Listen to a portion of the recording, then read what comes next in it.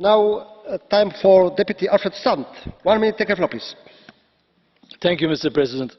To be honest, the Valletta Summit was really motivated on the European side by the need to control the irregular flow of economic migration to Europe. It has, however, stimulated what could become an effective dialogue regarding the economic and social complementarities that should exist between Africa and Europe. Neoliberal globalization makes this very difficult to achieve. Actually, the European Union lacks the tools needed to help generate sufficient employment opportunities in Africa to make economic migration unattractive.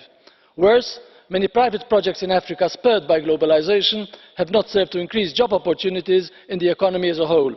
Corruption, waste of resources and greater social inequalities have spread. So desperate people go far from home to find work.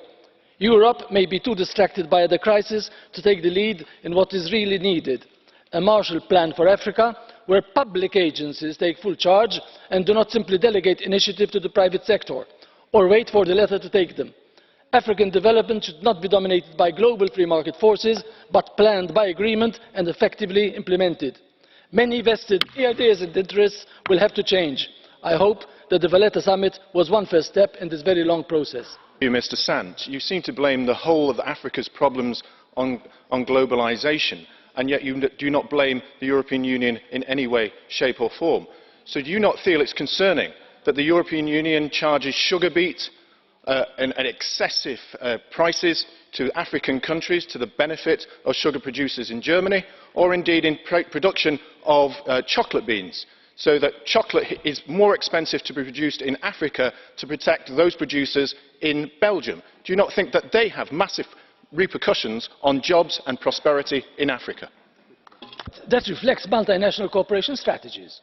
They use governments, they use the EU, they use structures that they have to dominate global financial markets to get it the best way. So that's what's happening. Globalization is actually at the moment manipulating the markets you mentioned. This is to the disbenefit of European consumers and of African workers, and that's the reality. Jetzt